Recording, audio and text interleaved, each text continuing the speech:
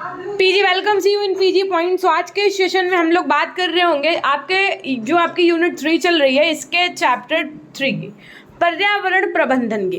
तो देखो, एक बात आप लोग ये समझ लो कि आप लोगों के कोर्स जो है वो at the end of the में कंप्लीट होने की पूरी पॉसिबिलिटीज़ हैं। हो सकता है आपका कोर्स में ही कंप्लीट हो जाए या वो 1-2 दिन का डिले हो सकता है बस। बाकी पीडीएफ प्रॉपर आपको एप्लीकेशन पे प्रोवाइड करवाई जा रही है ना। If you are new student, तो first of all go to the your play store section and install PG point app. Then after do the login. After that, there is are they asking for a referral code, so you can fill PG point for an referral code. Then after, है ना, you are eligible for watching all the PDFs, videos and each and everything which is available to free in your application, है ना। तो और अगर अभी तक आपने हमारे टेलीग्राम चैनल्स को नहीं ज्वाइन किया तो टेलीग्राम चैनल से भी जुड़ जाइएगा, जिसका लिंक आपको डिस्क्रिप्शन बॉक्स में मिल जाएगा, या आप पीजी पॉइंट भी सर्च कर सकते हैं। तो सबसे पहली बात आती है कि पर्यावरण प्रबंधन की अवधारणा की, यानी कॉन्सेप्ट ऑफ एनवायरमेंट मैनेजमेंट की। तो पर्यावरण के विभिन्न घटकों, पक्षों एवं क्रिया प्रणाली के अध्ययन से विदित होता है कि वर्तमान समय में पर्यावरण अवनयन यानी एनवायरमेंटल डिग्रेडेशन के कारण जैव जगत की नैसर्गिक व्यवस्था प्रतिकूल रूप से प्रभावित हुई है। फलतः पर्यावरणीय गुणवत्ता का ह्रास होता जा रहा है। ह्रास का मतलब उसका नष्ट होता जा रहा है। ऐसे समय में मनुष्य को अपनी कार्यशैली में परिवर्तन लाने की आवश्यकता है तथा सतत विकास एवं पर्यावरण संतुलन के बीच समन्वय स्थापित करने की भी आवश्यकता है। पर्यावरण प्रबंधन उन कार्यों और घटनाओं के नियमन पर बल देता है जो पर्यावरण के लिए उत्तरदायी हैं। अतः सभी को पर्यावरणीय प्रबंधन की अवधारणा में निहित निम्नांकित तथ्यों का ज्ञान होना जरूरी है। मानव के अनुचित कार्यों व गतिविधियों पर नियंत्रण, दूसरा विकल्पों की खोज, तीसरा प्रकृति के तत्वों का संरक्षण व परीक्षण। ये 3 चीजें हैं। उपर्युक्त लक्ष्य की प्राप्ति हेतु राष्ट्रीय एवं अंतर्राष्ट्रीय स्तर पर सुनियोजित तथा सुविचारित कार्यक्रम का निर्माण करने का की नितांत आवश्यकता है। मतलब अब ऐसा नहीं है कि आप इन पर नजरअंदाज कर सकते हो चीजों को, नहीं, अब आपको इन चीजों पर ध्यान देना ही पड़ेगा, है ना। पर्यावरण प्रबंधन एवं का अर्थ और परिभाषा। सबसे पहले तो ये समझेंगे कि पर्यावरण प्रबंधन क्या होता है, और दूसरी बात, अलग अलग जो आपके पर्यावरणविद हैं इनके अनुसार कि पर्यावरण प्रबंधन का मतलब क्या होता है। तो पर्यावरण या पर्यावरणीय प्रबंधन की अवधारणा पर्यावरण पर मानव प्रभाव के विषय में व्यापक जागरूकता है। ये वह प्रक्रिया है जिसके द्वारा पर्यावरणीय स्वास्थ्य को नियंत्रित किया जाता है। मानव स्वयं पर्यावरण के प्रबंधन की आकांक्षा नहीं कर सकता, लेकिन ये पर्यावरण पर सकारात्मक प्रभाव डालने के लिए कदम और व्यवहार करने की प्रक्रिया है। पर्यावरण प्रबंधन में विश्व को प्रभावित करने के लिए गतिविधि एवं संसाधनों का सर्वोत्तम उपयोग शामिल है। कई संगठन पर्यावरण लक्ष्यों को लागू करने, प्रबंधित करने और बनाए रखने के लिए प्रबंधन योजना या प्रणाली विकसित करते हैं। पर्यावरण प्रबंधन का आशय, एक आप समझो, यहाँ से आपको पता चलेगा कि पर्यावरण प्रबंधन का आशय क्या है, मतलब इसका अर्थ क्या है। तो एक ऐसी व्यवस्था से है जिसके द्वारा न केवल संसाधनों का, देखो, इसके द्वारा न केवल संसाधनों का युक्ति संगत उपयोग किया जाता है, अपितु मानवीय आवश्यकताओं को पूर्ण करने के लिए पर्यावरण की क्रियाओं में सामंजस्य भी स्थापित किया जाता है। अन्य शब्दों में अगर बात की जाए तो पर्यावरण प्रबंधन के अंतर्गत आपका संसाधनों का दोहन, विनियोजन एवं प्रौद्योगिकी के विकास और संस्थागत परिवर्तन की दिशाओं का निर्धारण मानव की तात्कालिक आवश्यकताओं के साथ साथ भावी आवश्यकताओं को भी ध्यान में रखकर किया जाता है। यही सेम बात जॉली के अनुसार, यानी पर्यावरण प्रबंधन क्या है, जॉली ने क्या बताया कि पर्यावरण प्रबंधन आपका प्राकृतिक और कृत्रिम संसाधनों को आवंटित करने की प्रक्रिया है ताकि स्थायी आधार पर न्यूनतम और अधिक से अधिक, यदि संभव हो तो, बुनियादी मानवीय जरूरतों को पूरा करने में पर्यावरण का इष्टतम प्रयोग हो सके। पर्यावरण प्रबंधक पारंपरिक अनुशासनात्मक सीमाओं की परवाह किए बिना लागू पारिस्थितिकी के क्षेत्र में फैले प्राकृतिक संसाधनों के उपयोग और संरक्षण, आवासों के संरक्षण और खतरों के नियंत्रण पर अनुसंधान और राय प्रदान करता है। जीव विज्ञान, वनस्पति विज्ञान, जलवायु विज्ञान, पारिस्थितिकी, पारिस्थितिक अर्थशास्त्र, पर्यावरण इंजीनियरिंग, मत्स्य पालन, पर्यावरण कानून, वन विज्ञान भूविज्ञान, सूचना विज्ञान, सार्वजनिक मामलों, प्राणीशास्त्र और अन्य से योगदान प्राप्त होते हैं। अतः उपरोक्त विवरण से स्पष्ट है कि पर्यावरण प्रबंधन मानव व पर्यावरण संबंधों में सुधार लाने की प्रक्रिया है, जिससे पर्यावरण गुणवत्ता व मानव तथा समाज दोनों की स्थितियों में सुधार की संभावनाएं प्रबल होती है। इसके द्वारा पारिस्थितिकी संतुलन, पारिस्थितिकी तंत्र की स्थिरता व मनुष्य के सामाजिक आर्थिक उन्नयन के बीच एक समझौता स्थापित किया जाता है। उपरोक्त उद्देश्यों की पूर्ति के लिए पारिस्थितिकी के सिद्धांत व मानव समाज की सामाजिक आर्थिक आवश्यकताओं को ध्यान में रखना आवश्यक है। पर्यावरण प्रबंधन में अल्पकालिक यानी शॉर्ट टर्म व दीर्घकालिक यानी लॉन्ग टर्म उद्देश्यों की प्राप्ति के लिए विभिन्न रणनीतियां भी बनाई जाती हैं। अगर हम बात करें पर्यावरण प्रबंधन के आधार यानी बेसिस ऑफ एनवायरनमेंट मैनेजमेंट की, तो देखिए यहाँ पर बताया गया कि दो प्रमुख आधार हैं। पहला तो आधार आपका क्या है? पहला आधार है आपका मानवीय जीवन और उसके विकास की गुणवत्ता में सामंजस्यता बनाए रखने के लिए विविध विकल्पों पर विचार व अनुकूलतम विधि, है ना, का चुनाव करना। और दूसरा आपका है कि जैव मंडल संतुलन के लिए मनुष्य व प्रकृति के बीच, मतलब जो आपका जैव मंडल है ना, इसमें संतुलन बनाने रखने के लिए मनुष्य यानी ह्यूमन बींग्स और नेचर यानी प्रकृति के बीच सामंजस्य स्थापित करना, यह दूसरा आपका बेसिस है। ताकि इससे क्या हो, इससे मानव जीवन को लंबी अवधि तक सुखमय एवं समृद्ध बनाए रखने के लिए सामाजिक आर्थिक नीतियों का निर्धारण किया जा सके तथा जीवन पद्धति के मूल्यों को प्रकृतिपरक बनाया जा सके। अगर पर्यावरण प्रबंधन की विशेषताओं की हम बात करें तो पहली विशेषता है आपकी, ये अधिकतर एक सामान्य शब्दों के रूप में प्रयोग किया जाता है एवं सतत विकास का समर्थन करता है। इसका संबंध प्रकृति के उस क्षेत्र से है जो मनुष्य से प्रभावित है। ये बहुविषयक और अंतःविषयक दृष्टिकोण का समर्थन करता है तथा इसमें विकास के विभिन्न प्रतिमान शामिल है। ये भौतिक विज्ञान, देखिए, सतत विकास का समर्थन करता है और इसका संबंध प्रकृति के उस क्षेत्र से है जो मनुष्यों से प्रभावित है। ये बहुविषयक और अंतःविषयक दृष्टिकोण का समर्थन करता है तथा इसमें विकास के विभिन्न प्रतिमान शामिल हैं। ये आपका भौतिक विज्ञान, सामाजिक विज्ञान, नीति निर्माण और योजना के संकेत लेता है ना। इसमें शामिल होने वाला समय अक्सर लंबा होता है। पर्यावरण की चिंता स्थानीय से लेकर वैश्विक तक होती है। यह हमें एक साथ समस्याओं की पहचान करने एवं उनका पता लगाने में सहायता करता है।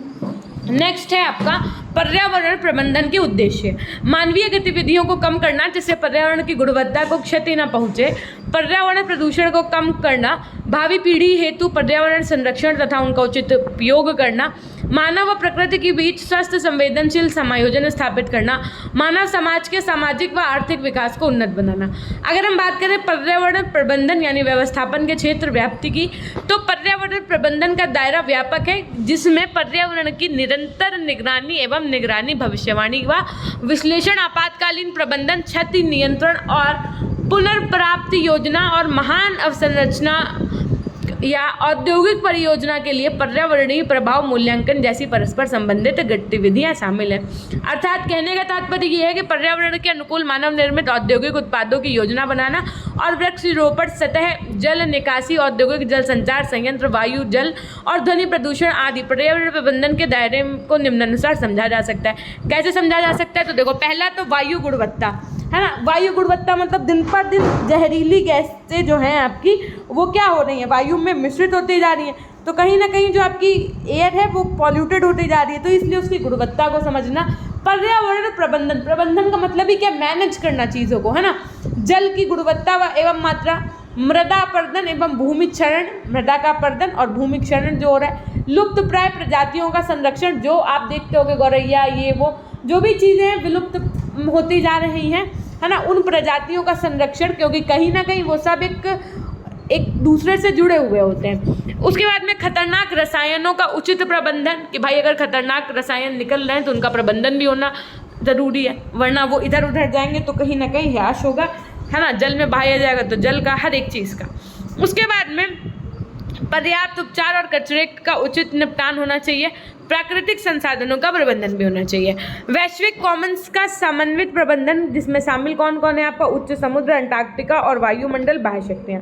पर्यावरण के मानवीय तत्वों की बात की जाए तो मानव बस्तियां, मानवीय गतिविधियों के सांस्कृतिक, ऐतिहासिक और धार्मिक पहलू, जनसंख्या तथा अल्पसंख्यक और स्वदेशी लोग। नेक्स्ट, पर्यावरण प्रबंधन के पद यानी पर्यावरण प्रबंधन के पद यानी स्टेप्स ऑफ एनवायरमेंट मैनेजमेंट की यदि बात की जाए तो पर्यावरण प्रबंधन मात्र एक प्रत्यय नहीं बल्कि स्वयं में कई पदों को समेटे हुए है, क्योंकि उचित प्रबंधन है तो एक के बाद एक पद का क्रमिक रूप से क्रियान्वयन किया जाना चाहिए। तो पहले जो हम इन पदों की अगर बात करें, सबसे पहले आपका पर्यावरण नियोजन यानी एनवायरमेंट प्लानिंग। तो पर्यावरण प्रबंधन का पहला पद पर्यावरण नियोजन है, क्योंकि निर्धारित उद्देश्यों को पूरा करने हेतु योजना बनाई जानी चाहिए तथा यह अत्यंत महत्वपूर्ण कार्य है। दूसरा है आपका पर्यावरण का स्तर का मूल्यांकन। पर्यावरण प्रबंधन के लिए भविष्य के किसी भी कार्यक्रम की रूपरेखा तैयार करने से पूर्व वर्तमान स्थिति का मूल्यांकन करना बहुत आवश्यक है, क्योंकि युद्ध करने से पूर्व प्रतिपक्षी सेना की ताकत को जानना आवश्यक होता है। जैसे आपने देखा होगा महाभारत में जब युद्ध हो रहा था तो सामने वाली की कितनी बड़ी सेना और फिर सामने कृष्ण जी। तो क्या होती हैं चीज़ें कि आपको अब जैसे है कि पहले की क्वालिटी क्या थी, अब की क्वालिटी क्या है ना, पहले जल में कितना प्रदूषण था, अब कितना है। इन सब चीज़ों के डिफरेंस को जानना जरूरी है, जिससे आपको पता चले कि आप आगे आने वाली जनरेशन को उतना शुद्ध पर्यावरण प्रदान कर पाएंगे कि नहीं। पर्यावरण के प्रभाव की जांच भी करनी चाहिए समय समय पर। पर्यावरण पर बनाए गए कार्यक्रमों व योजनाओं को क्रियान्वयन करने के उपरांत पर्यावरण पर इसका क्या प्रभाव पड़ा पता चले। कोई कमेटी बना दी, कोई उस पर जो है करोड़ों रुपए इन्वेस्ट कर दिया, सब कर दिया, उसके बाद में कोई प्रॉफिट नहीं हुआ, सो ऐसे इन्वेस्टमेंट का क्या ही फायदा है हाँ। अर्थात कौन सी योजनाएं सफल हो रही हैं, कौन सी असफल तथा किस योजना में किस प्रकार के सुधार की आवश्यकता है, इन सभी बातों का मूल्यांकन करके कार्यक्रम को पुनः क्रियान्वित किया जाना चाहिए। पर्यावरणीय कानून और व्यवस्था की यदि बात की जाए तो केवल पर्यावरण संरक्षण से संबंधित कार्यक्रम बनने मात्र से ही काम नहीं चल सकता है। इनके लिए उचित कानून बनाए एवं कड़ाई से इनका पालन किया भी जाना आवश्यक है। उदाहरण के लिए बात करें तो अभिनेता सलमान खान पर काला हिरण शिकार किए जाने के कारण उन पर अभियोग चलाया गया, क्योंकि काले हिरण का शिकार क्या है, प्रतिबंधित है। इस पर तो बड़ा बवाल हुआ था, सब बच्चों को कहीं ना कहीं इसकी जानकारी जरूर होगी, है ना। याद है ना आज केस चला था जब इस चीज को लेकर के।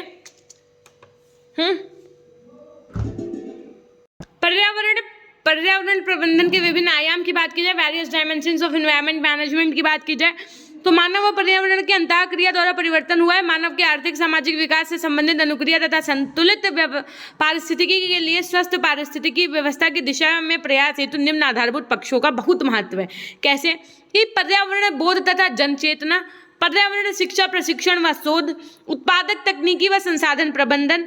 अब इसके अंतर्गत आपकी कौन कौन सी चीजें आ जाएंगी, तो जैसे उत्पादन तकनीकी में सुधार, संरक्षण तकनीकी का विकास, सुरक्षा तकनीकी का विकास, पारिस्थितिकी तकनीकी का विकास।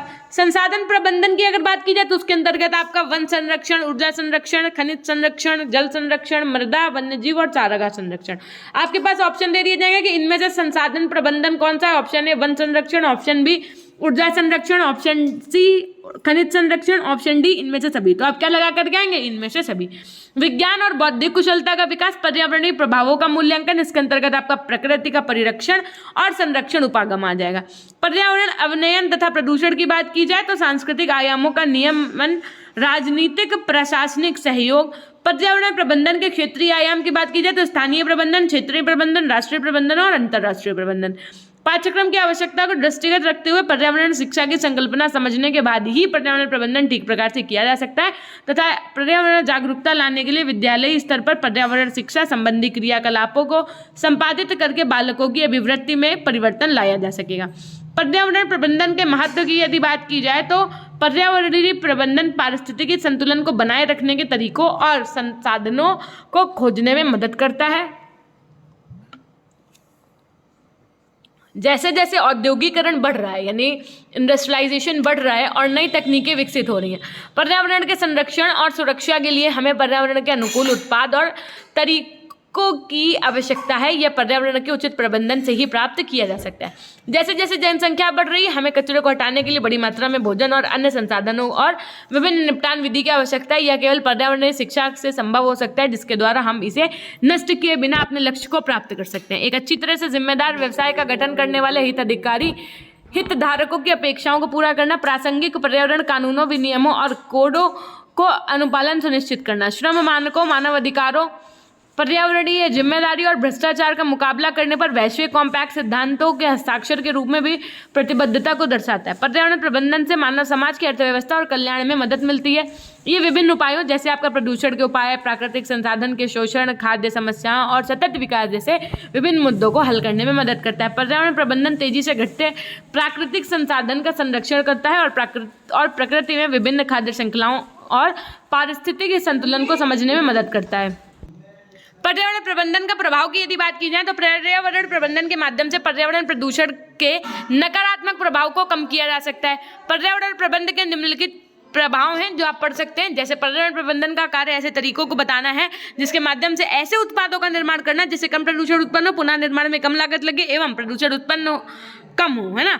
ये सब माध्यम प्रकृति के वास्तविक रूप को बनाए रखने में सहायता करते हैं। सीधी सी बात है। अब ये आप जो पूरा कंक्लूजन है ना वो यहाँ पे बताया गया है आपका पूरा।